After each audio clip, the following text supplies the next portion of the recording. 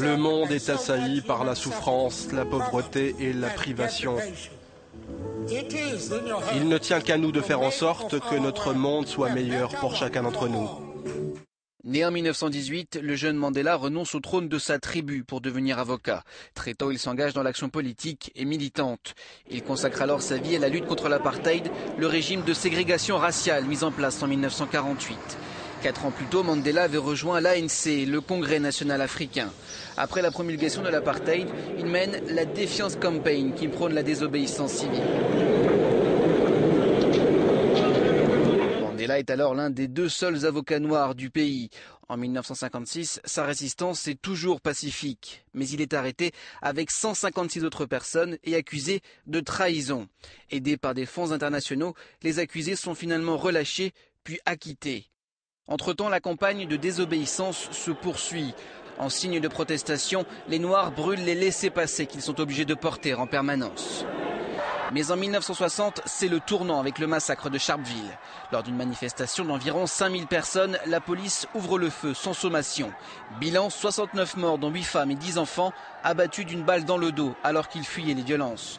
Mandela et l'ANC abandonnent alors la stratégie non violente, un passage à la lutte armée qu'il décrit comme l'ultime recours. Mais en 62, il est arrêté et condamné 2 ans plus tard à la prison à vie pour trahison et lien avec le Parti communiste. Il devient alors une icône dans le monde. Sa lutte finit par faire plier le régime. Après 28 ans de captivité, le président de Klerk fait cette annonce en 90. Le gouvernement a pris la décision de libérer sans condition Nelson Mandela. À 72 ans, celui qui vient incarner pendant un quart de siècle la lutte pour l'égalité et les droits de l'homme est enfin libre. L'événement est retransmis en direct dans le monde entier et dans la foulée, les lois ségrégationnistes sont abolies. L'arrivée au pouvoir de Klerk a considérablement changé le cours de l'histoire. Les 2 hommes recevront en 1993 le prix Nobel de la paix. Et c'est accompagné de Klerk, main dans la main, qu'en 1994, Nelson Mandela prête serment devant la Constitution et devient président de l'Afrique du Sud. L'un des moments les plus importants de l'histoire du pays. Au bout d'un mandat, Mandela passe le relais.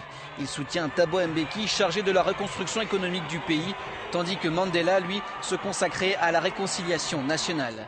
Une retraite active et une influence toujours très forte jusqu'en 2004, où il annonce, avec humour: Cette fois, je me retire définitivement. Si on doit m'appeler, je répondrai, mais j'aimerais bien que personne ne m'appelle.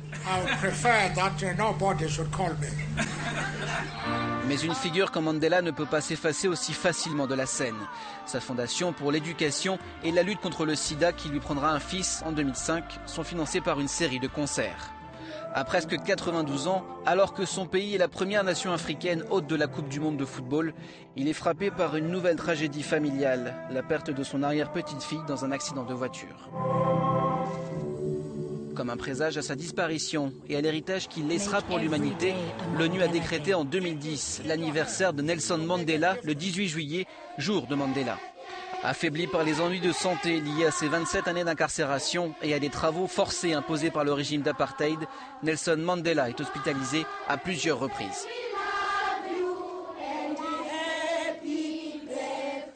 Mais cela ne l'empêche pas de recevoir les visites de hautes personnalités comme l'épouse du premier président noir des États-Unis en 2011, Michelle Obama, puis le jour de son anniversaire en 2012, l'ancien président démocrate Bill Clinton. En novembre 2012, la Banque centrale sud-africaine met en circulation des billets à l'effigie de Nelson Mandela, la personnalité parmi les plus respectées au monde. Madiba, de son nom de clan, a vécu plusieurs vies, mais elles n'auront été consacrées qu'à une seule cause qui survivra en son nom, bien au-delà de sa mort. Je suis vraiment très content d'avoir vécu autant d'années et j'espère que beaucoup de Sud-Africains et d'autres personnes pourront vivre aussi longtemps. Eux aussi pourront alors faire l'objet d'admiration.